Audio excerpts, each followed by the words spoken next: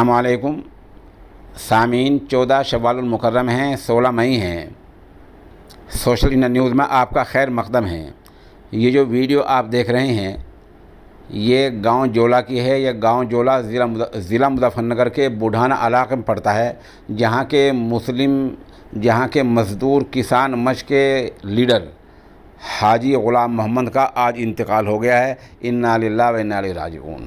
اس خبر کے لیے ہمارے ساتھ وہیں سے جناب قاری افتخار حسن رابطے میں ہیں، قاری ارشاد صاحب رابطے میں ہیں، مفتی بلال قاسمی رابطے میں ہیں، اور کافی علماء وہاں سے رابطے میں ہیں۔ وہ بتا رہے ہیں کہ آج ان کا انتقال ہو گیا ہے، اور عجیب سی بات یہ ہے کہ وہ صحت مند تھے، صبح اخبار پڑھ رہے تھے، اخبار پڑھتے پڑھتے اچانک پیچھے گر گئے، ایسے انتقال ہو گیا ہے۔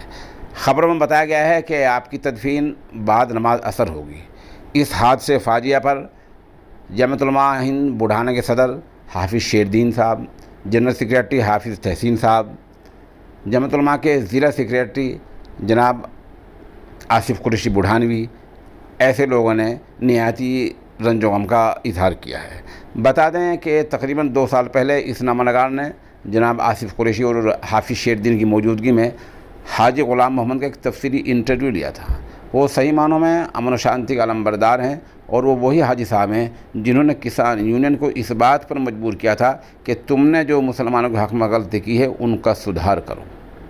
مسلمانوں کو اور کسان یونین کو بعد میں ایک منچ پر لانے کا حاجی غلام صاحب کا اہم رول ہے۔ ایسے آدمی کا انتقال ہو گیا ہے، تدفین عصر کے بعد ہوگی۔